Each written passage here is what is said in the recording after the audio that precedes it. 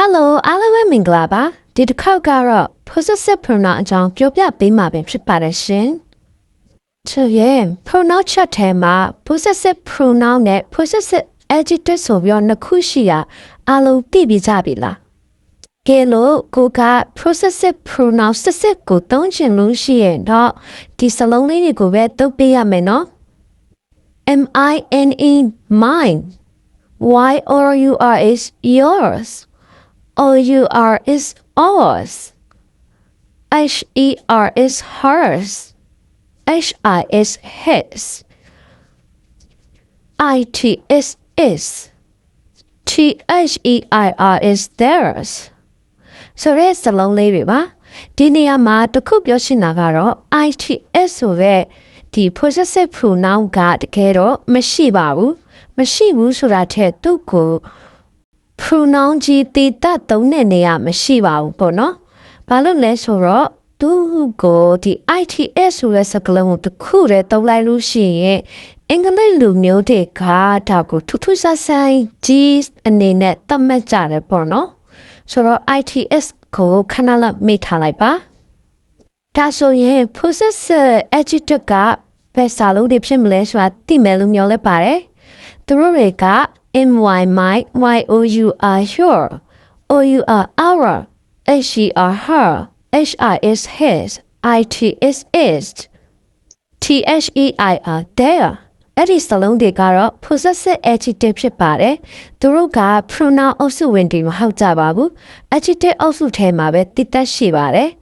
သူတို့နှစ်ခုကဘာကွာလဲဆိုတော့ possessive adjective ကသူ့ရဲ့အနောက်မှာနောင်လိုက်ပေးရတယ်ဘာလို့လဲဆိုတော့ adjective ဖြစ်နေလို့ adjective ကသူ့တလုံးနဲ့မရပ်တည်နိုင်ဘူးသူက noun ကိုအထူးပြုရတဲ့အတွက်သူ့ရဲ့အနောက်မှာ noun စလုံးပါရပါမယ်possessive pronoun ကကြတော့သူက noun နေရာမှာလုံးဝအစားဝင်လိုက်တာသူကိုယ်တိုင်က noun ဖြစ်သွားတယ်ဆိုတဲ့သဘောအဲ့တော့ possessive pronoun ကအနောက်မှာ noun လုံးဝမလိုက်ရပါဘူး possessive adjective ကကြတော့အနောက်မှာ noun လိုက်ရပါမယ်ဆိုရင် possessive pronoun က M-I-N-E mine ဆိုတဲ့စလုံးကလည်းရဲ့ကျန်တာတွေက is ကတ်ထားတဲ့စလုံးတွေဖြစ်တယ်ပေါ့နော်possessive pronoun တွေကိုဘာလို့သုံးတာလဲဆိုတော့စကားလုံးတွေထမနေအောင်လို့ upright repetition ပေါ့နော်စကားလုံးတွေထနေတာကိုရှောင်ရှားလို့ရအောင်လို့ possessive pronoun ကိုသုံးတာဆိုတော့ဥပမာလေးကိုကြည့်လိုက်ရအောင် My car is red your car is blue ဒီနေရာမှာ my car နဲ့ your car နဲ့နှလုံးပါနေရပေါ့နော်နှစ်ခါပါနေတယ်ဆိုတော့ဒီစာကြောင်းကိုထမနေအောင်ခြောက်လိုက်မယ်ဆိုလို့ရှိရင် my car is red yours is blue အဲ့လိုဖြစ်သွားပါမယ် my car is red your car is blue လို့ပြောလိုက်တာကမားနေတဲ့ဆိုတဲ့သဘောတော့မဟုတ်ဘူးသူကပြောမယ်ဆိုရင်မူလတန်းကလေးတွေပြောတဲ့စကားလိုမျိုးဖြစ်နေတာဒါကိုစီယာကြကြနဲ့အထာကြကြလေးပြောချင်လို့ရှိရင်ဒီ possessive pronoun ကိုသုံးလိုက်တာ my car is black your is white ဒါမှမဟုတ်လို့ရှိရင် my shoe is ugly yours is beautiful ငါရဲ့ဖက်နှက်လေးကတော့အရွတ်ဆိုရယ်မင်းရဲ့ဟာကတော့လာတယ်ပေါ့ဒီစာကြားမှာအရှိမကားပါပြီးတောင်းမို့လို့အနောက်မှာကားထဲစရာမလိုတော့တာဘာလို့လဲဆိုတော့ yours mine လို့ပြောလိုက်တာနဲ့အရှိကစာကြောင်းကိုကြည့်ပြီးတော့အော်ဒါကသူ့ရဲ့ကားအော်ဒါကငါရဲ့ကားဆိုတာကိုအလိုလိုသိသွားစေလို့တခုတတိထားပေးပါY-O-U-R is ဆိုတဲ့စကားလုံးက possessive pronoun မှာသူက apostrophe s မဟုတ်ပါဘူး Y-O-U-R is တိတပါ apostrophe မထည့်ကြပါနဲ့လူတော်များများက possessive pronoun တွေကို possessive adjective နဲ့မတည့်ကြတာပေါ့နော် possessive adjective ကိုလည်း pronoun ဆက်တွေလို့ထင်ကြတယ်တကယ်တော့အဲ့ဒါလုံးဝမဟုတ်ပါဘူးဘာလို့လဲဆိုတော့ possessive adjective ရဲ့လောက်ဆောင်ချစ်ကြမလို့သူ့ရဲ့ function က noun ကိုအထူးပြုရတဲ့အတွက်သူ့ရဲ့အနောက်မှာ noun တစ်ခုခုပါနေရတတ်ပါတယ်ဆိုတော့ဒီစာကြောင်းကိုနိုင်ရှင်ကြည့်အောင် This is my car ဒါကငါရဲ့ကားလို့ပြောလိုက်လို့ရှိရင်ဒါက adjective အနေနဲ့သုံးထားတာ This is mine ဒါကငါရဲ့ဟာလို့ပြောလိုက်လို့ရှိရင်တော့ pronoun နာစာစစ်စစ်ဖြစ်သွားပါတယ်ထပ်ပြောရမယ်ဆိုရင် possessive adjective ကအနောက်မှာ noun တစ်ခုလိုက်ပေးရမယ် possessive pronoun ကသူ့တလုံးတည်းရပ်တည်နိုင်တဲ့သူကိုယ်တိုင်က noun ဖြစ်သွားလိမ့်မယ်ဆိုတော့ဒီနှစ်ခုကိုပြပြလေးသိထားပေးပါအဆိုရင်အခု possessive adjective နဲ့ possessive pronoun တွေကိုပြပြလေးသိသွားပြီဆိုတော့နောက်တစ်ဆက်အနေနဲ့ possessive pronoun ရဲ့ထူးထူးခြားခြားလေး could first လေးတွေကိုတင်ဆက်ပေးလိုက်ပါတယ်အဲဆိုရင်နံပါတ်1ဒါပဲ possessive သူ့ရဲ့အဓိပ္ပာယ်ကပိုင်ဆိုင်မှုနှစ်ခါပါနေတာဆိုတော့ဒီစာကြောင်းကိုကြည့်ရအောင်ကိုယ့်ရဲ့တငယ်ချင်းတယောက်လို့ပြောချင်လို့ရှိရင် a my friend လို့သုံးလို့မရပါဘူး a my friend ကိုအဓိပ္ပာယ်ပြန်ကြည့်ရင်တော့ my friend ကငါရဲ့တငယ်ချင်း A ကတစ်ခုတယောက်ပေါ့ဆိုတော့မြန်မာလိုပြန်ကြည့်လိုက်မယ်ဆိုလို့ရှိရင်တော့ a my friend ဆိုတာကငါရဲ့တငယ်ချင်းတယောက်လို့အဓိပ္ပာယ်ထင်ကောင်းထင်ရနိုင်တယ်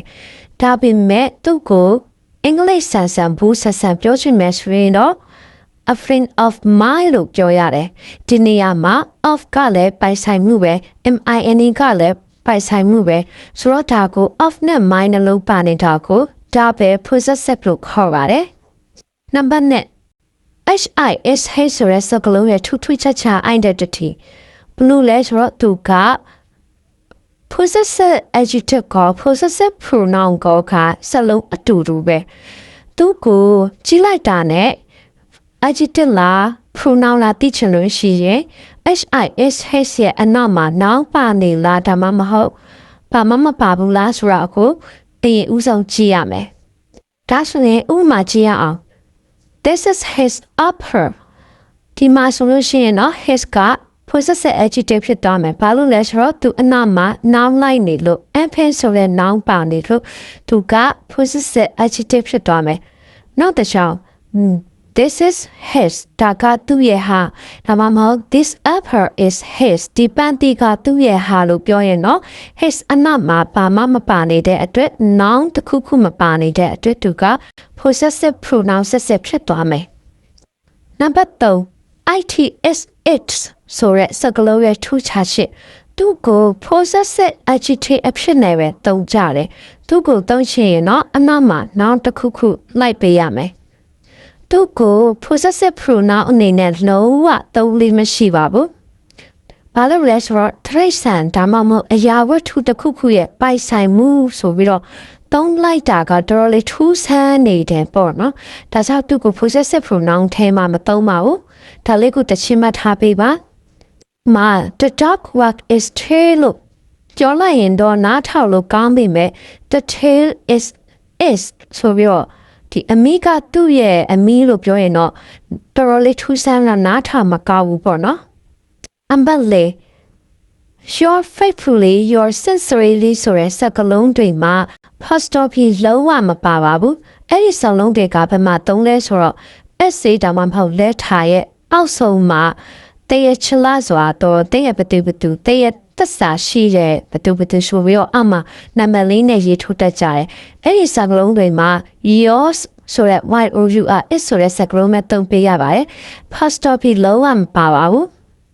ဥတတော်များများကဖိုင်ဆိုင်မှုလို့ပြောလိုက်လို့ရှိရင် apostrophe s ဆိုပြီးတော့တမ်းမြင်တတ်ကြပါတယ်တကယ်တော့ possessive pronoun တွေကတော့ apostrophe s သုံးစီရမလို့ပါဘူးသူကသူကိုယ်တိုင်မှာ s ပါပြီးသားပြီးတော့သူကိုယ်တိုင်က noun နေရာမှာဝင်အစားထိုးနိုင်လို့ပါဒါကိုလည်းတတိထားပေးကြပါ apostrophe s လုံးဝမသုံးရပါဘူးတကယ်လို့ possessive pronoun ကိုသုံးလိုက်လို့ရှိရင်တော့အနည်းချုပ်ရရဲ့ possessive pronoun ဆိုတာကတိချာရတည်နိုင်တဲ့ possessive adjective ကတော့နာမ noun တစ်ခုခုလိုက်ပေးရမယ် my car your car his car her car their car ဒါတွေက possessive adjective တွေပါ mine yours ours theirs his hers အဲ့ဒါတွေကတော့ possessive pronoun ဆက်တွေပါဒီလို possessive adjective နဲ့ possessive pronoun ကိုခွဲခြားစားသိသွားပြီဆိုရင်တော့သင်ဟာအစစ်မြင့်မြင့်နဲ့အင်္ဂလိပ်စာကိုပြောဆိုနိုင်သူတစ်ယောက်ဖြစ်လာပါလိမ့်မယ် အဆိုရင်ဒီမေခေါ်လေးတွေကိုဖြစ်သွားပေးချလို့ရပါတယ်တကယ်လို့ဖြစ်နိုင်တယ်ဆိုရင်တော့ possessive pronoun ကိုလုံးဝပိုင်နိုင်သွားပြီလို့ပြောလို့ရပါတယ်ဆိုတော့ bye for now